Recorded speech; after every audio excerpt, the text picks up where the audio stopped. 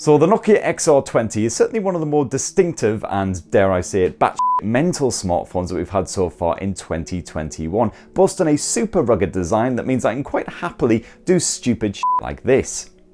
I don't even have to look, I just know it'll be absolutely fine.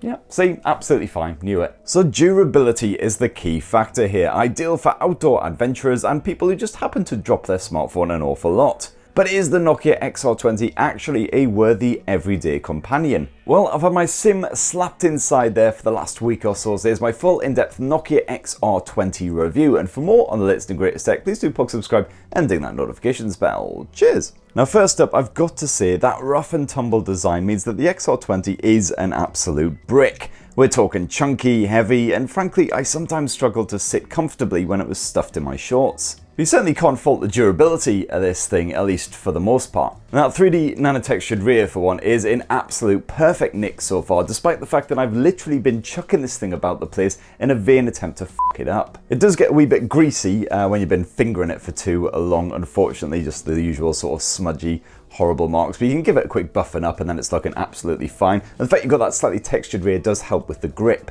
And yeah, so far that Gorilla Glass Victus display is doing a great job of not shattering, despite the fact that it has suffered many an impact. However, like other Victus displays that I've tested, that surface is still surprisingly susceptible to scratches, so I would definitely recommend chucking on a screen protector all the same. And the Nokia XR20 can also handle extreme temperatures, so the likes of sitting outside in the sun all day long doesn't even begin to bother it. And you've got full IP68 water and dust resistance as well, so no worries if you want to take it in the swimming pool, the jacuzzi, whatever you want. Now, as with other Nokia handsets, what you get here is a pleasingly clean stock Android 11 experience with only a couple of bonus additions chucked in there, including a bit of face unlock support to back up the perfectly respectable edge-mounted fingerprint sensor. And the most fantastic part of it all is that manufacturer HMD Global has guaranteed 3 years of OS updates and 4 years of security updates with the Nokia XR20 as well, which is even better than its rival, the OnePlus Nord 2. And here in parts of Europe, you've got a full 3-year warranty as well, and in the first year,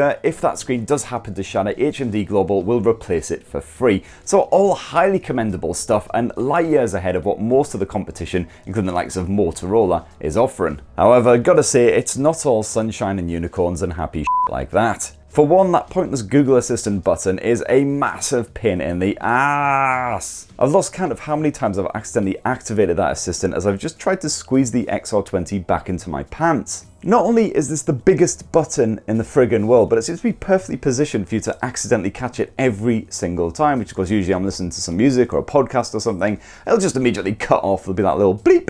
And I swear to God, my Google Assistant search history now must just be a string of F and C words. And also, I'd highly recommend not activating the raise to wake feature on the Nokia XR20 either, because I did find that often I'd have it in my pocket, I'd pull it out, and the screen will have been on for God knows how long. It'll just be a string of like numbers that it's trying to randomly call. So a couple of little gripes there, and another minor gripe on the storage front is that the base model of the Nokia XR20 comes with 64 gigs of storage. Just kind of hoping 128 gig minimum, but there is a 128 gig option if you want it, and it's expandable via micro SD, accepts cards up to 512 gigs in size, so no worries. I gotta say, the Nokia XR20's 6.67 inch IPS display is fine, although the tech isn't quite as clever as a fair bit of the competition. That display is a big one for sure, but the Full HD Plus resolution keeps visuals crisp all the same. And while there's no HDR support, I did find that the contrast was okay, and on the top brightness I could see what I was doing even on a sunshiny day. It is a shame that this thing tops off at 60Hz though, when offerings from Poco, OnePlus and others sport a 90Hz or even a 120Hz display, while many rivals also come packing an OLED screen. You've got stereo speakers set up on the XR20, but don't get too excited. On top volume, it's loud enough to clearly hear what's going on in a fairly noisy environment, but the sound is quite tinny, so I'd definitely stick to a pair of headphones. Thankfully, you do have a headphone jack here on the bottom end of the Nokia XR20, and if you do want to go wireless, full Bluetooth 5.1 support. I did find occasionally the phone took its sweet time actually connecting to a Bluetooth device, especially for the first time when you're trying to pair them up. But once they are getting all chummy, then absolutely no worries with that connection strength and stability. I did find I had issues with the microphone here on the Nokia XR20 though. I found that for general phone calls and everything it was absolutely fine, but when I was trying to Skype or do anything where the phone was being held away from my face, that was when apparently the audio was a bit iffy. One of the other disappointments of the Nokia XR20 is that the Snapdragon 480 chipset which runs the show is a platform that's usually found on budget phones less than half the price of this. And on the Nokia XR20 that is backed by a very modest 4 or 6 gigabytes of RAM, but thankfully the everyday performance is absolutely fine. You'll notice the odd bit of slowdown here, the odd pause as you're trying to load the camera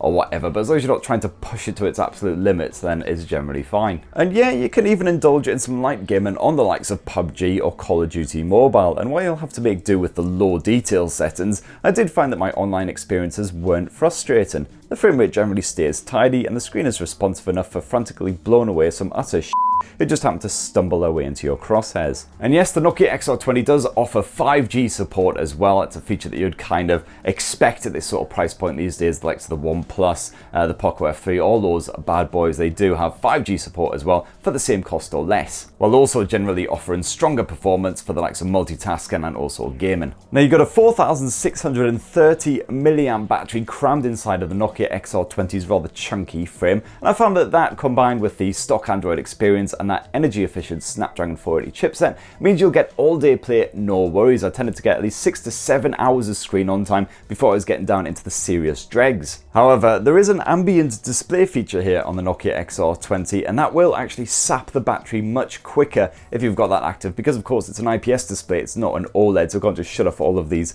black pixels. So I did find that with this active, I tended to drain around sort of 15 to 20% battery over a 24-hour period. So yeah, you'll definitely want to keep that knocked off if you are quite a heavy demanding user. As for recharging, well, the 18-watt wide charging support is a bit lethargic again compared with a lot of the competition at this sort of price point, again the likes of the OnePlus, the Poco. However, the Nokia XR20 more than makes that up with support for 15-watt Qi wireless charging, which is an exceedingly rare feature at this sort of price point, definitely very convenient indeed. Now, while practically every phone these days tries to pack in as many camera lenses as possible in some sort of bizarre willy waving contest, the Nokia XR20 is perfectly happy to make do with just the pair. It's another Zeiss branded setup headed up by a 48 megapixel sensor which shoots with 4-in-1 pixel binning, giving you 12 megapixel pics by default. That's also backed up by a 13 megapixel ultra wide angle shooter if you want a different viewpoint. Now that primary camera on auto mode does an okay job for everyday pics. You will notice that colours go a bit wonky and saturation rears its ugly head when bright skies and other issues creep in. The Nokia XR20 certainly isn't a match for the Pixel 4a as far as HDR situations go. Still, my test photos were detailed enough to look sharp when beamed up to a telly screen, and living, breathing subjects are usually kept in focus. The only time the XR20 struggled on that front was when I swapped to the portrait mode, where it occasionally just decided to completely ignore my begrudging participants and just check out the background instead. You've got a powerful dual flash for night shots which can really light up a scene, although to the point where human subjects are practically blinded.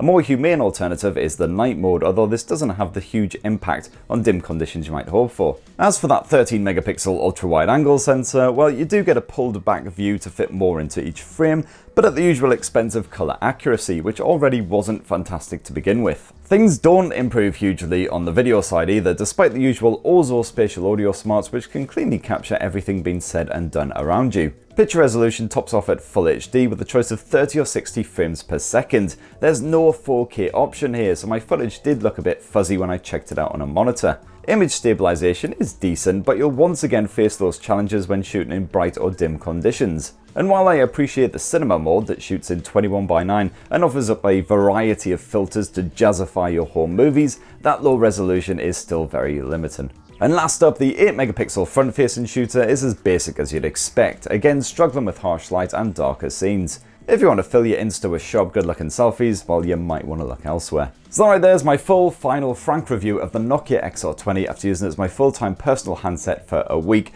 And I've got to say, if you want a super durable phone, well, it's definitely one of the best options out there, although you will find the likes of Doogie do offer durable smartphones as well for about half the price. It's highly commendable what HMD is doing with that OS and security update. I promise, it's a good bit of peace of mind going forward if you want to keep your smartphone for a while. And there are some features packed in the Nokia XR20 that you won't find at this sort of price point on other handsets, like the wireless charging. I gotta say though, if durability isn't a key factor for you, well, if you want that stock Android experience with the guaranteed updates, the Pixel 4a will be better suited for you, especially with the better camera tech and that OLED display. OnePlus Nord 2 also awesome as well. A fairly stockish version of Android. Again, some pretty good promises as far as the OS and security updates go. And again, better display, better performance, better camera tech. So that's my thoughts on the Nokia XR20 anyway. It'd be great to hear from you guys down in the comments below. For more on the latest and greatest tech, please do poke subscribe and ding that notifications bell. And have yourselves a fantastic rest of the week. Cheers everyone. Love you.